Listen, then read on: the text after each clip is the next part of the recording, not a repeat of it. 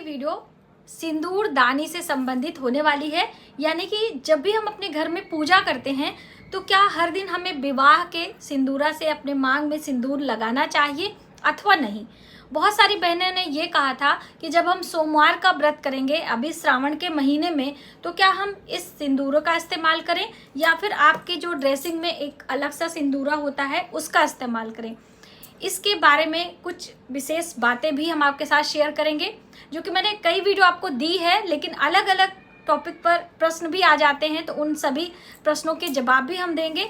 और ज़्यादातर इस तरह के प्रसाद में सिंदूर मिल जाते हैं। अक्सर आपने देखा होगा जब भी हम देवी के दर्शन करने जाते हैं तो प्रसाद में मिल जाता है, या हमारे परिवार के लोग कहीं जाते हैं तो इस तरह से प्रसाद में दे देते हैं। तो इस सिंदूर का हमें क्या करना चाहिए?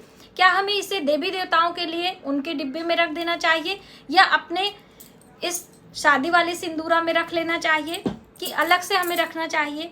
और सबसे अहम बात ये देखिए, मैंने लिक्विड सिंदूर खुद बनाया है अपने घर पे, और इसे अच्छे से एक छोटी सी शीशी में भर के हम रख लेंगे, जो होम्योपैथिक दवा वाली शीशी होती है ना उसमें, और आसानी से आप इसे लगा सकते हैं।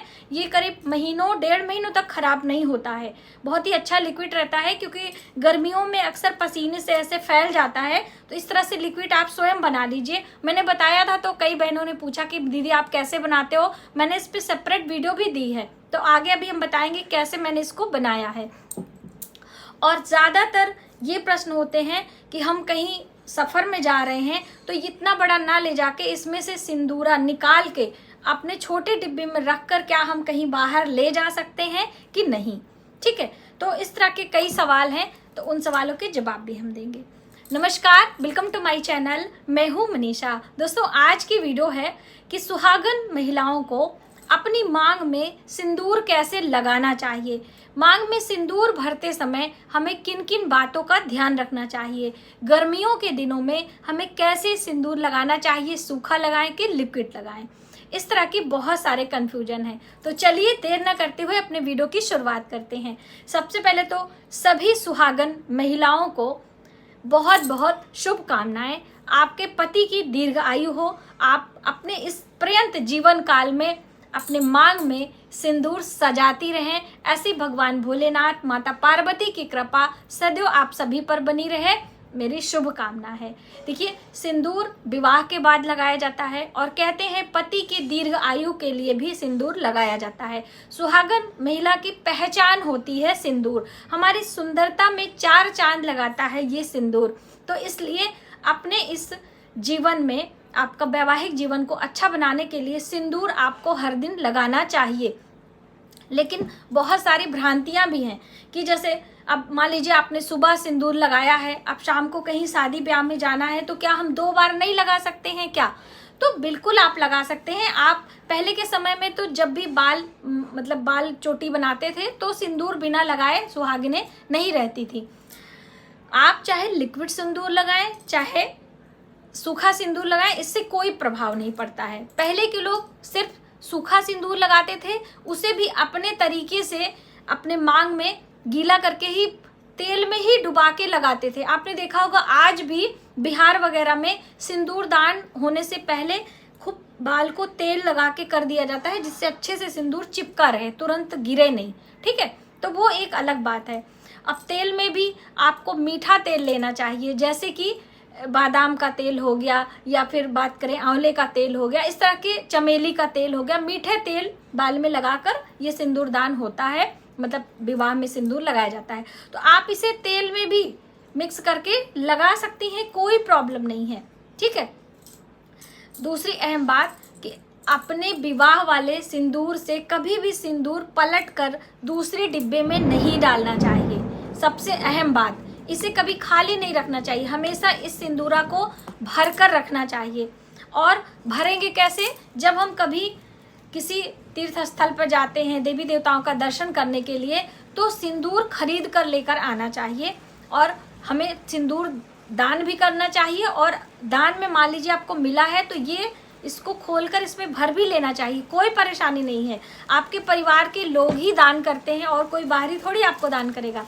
तो आप इस तरह से ज़्यादा अपने जीवन में सिंदूर का दान करें, लेकिन कभी भी अकेले सिंदूर का दान ना करें। जैसे हम लोग प्रसाद लाते हैं उसके साथ में सिंदूर, चूड़ी, बिंदी ये सब करके देते हैं, तो खाली सिंदूर का दान आप ना करें।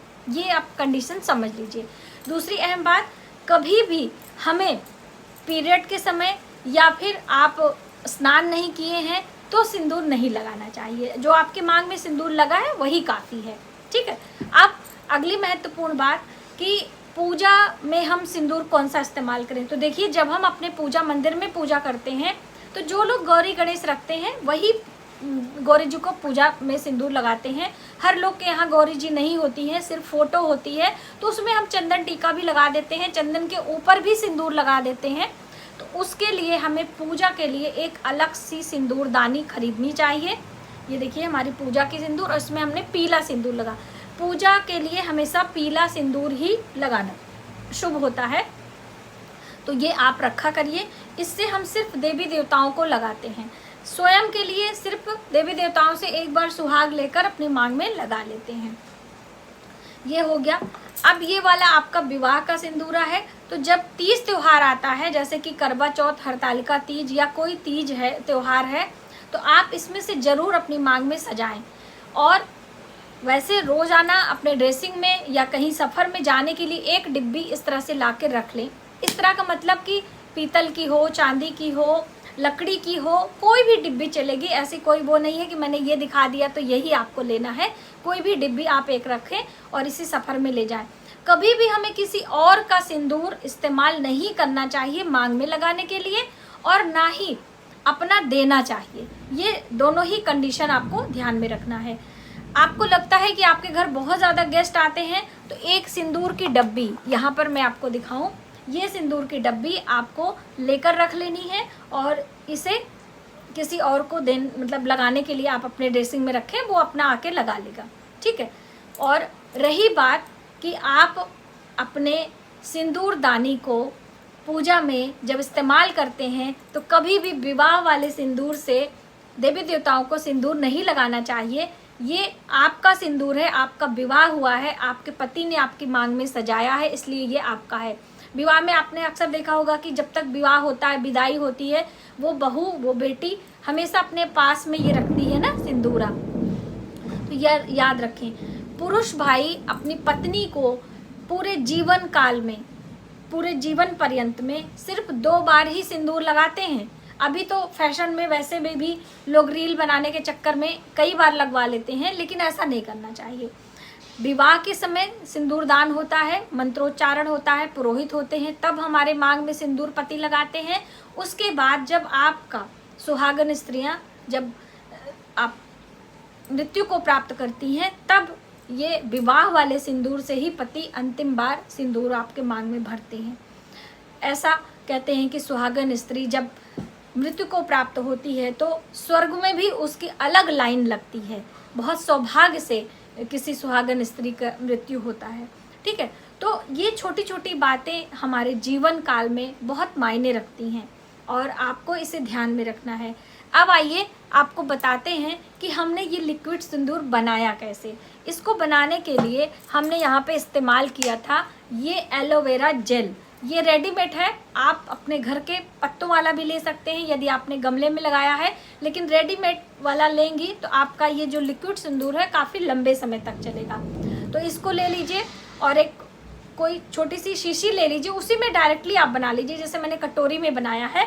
तो अब इसमें ये डाल के और अपना ये वाला सिंदूर आप लेकर थोड़ा सा इसमें मिक्स कर लें और छोटी सी शीशी जो होती है उसमें भर लीजिए और इसे आप अच्छे से मिक्स करके, ये देखिए ये बहुत ही अच्छा बन जाता है, ख़राब नहीं होता है और इसमें कोई ऐसा केमिकल नहीं है, क्योंकि मार्केट के जो सिंदूर लिक्विड होते हैं उसको लगाने से यहाँ पे आपके मांग चौड़ी हो जाती है, यानी कि बाल झड़ने भी शुरू हो जाते हैं, ऐसा केमिकल लगा होता है।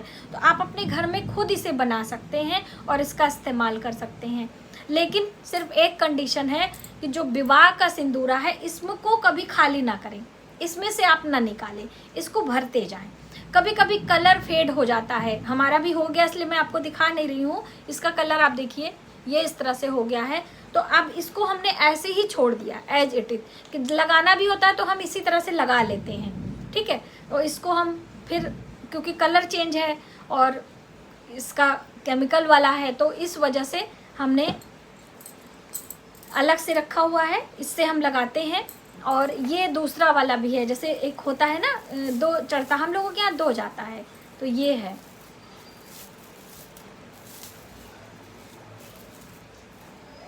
ऐसे लाल कपड़े में बांध के आपको रखना चाहिए।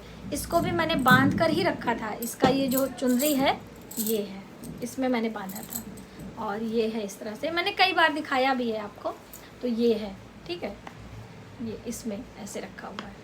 इसको ऐसे ये अच्छे से टाइट खोल के नहीं रखना चाहिए, बांध के रखें। ये इस तरह से 2-2 सिंदूरा है। तो आपने जाना कि अपने विवाह वाला सिंदूरा से हमें कभी भी देवी देवताओं की पूजा नहीं करना चाहिए, ना ही सावन के महीने में, ना ही किसी अन्य महीने में। आप देवी देवताओं को सिंदूर अवश्य लगाएं, लेकिन अलग से पूजा की डिब्बी आपका रहना चाहिए और इसी से आप देवी देवताओं का पूजन करें, ये आपके लिए ज़्यादा अच्छा होगा। तो हमें उम्मीद है कि आप की जो कन्फ्यूजन थी उसको मैंने दूर किया और आप अपने सिंदूरा को ध्यान से रखें। जब भी आप सिंदूर लगाएं तो अपने बाल को या इस तरह से सर से ओढ़कर और अपने मांग में सिंदूर आप लगाया करें, ठीक है। तो बस इस तरह से आप सिंदूर लगाकर अपने पति की दीर्घ आयु के लिए माता पार्वती से प्रार्थना अवश्य किया करें। जय माता दी।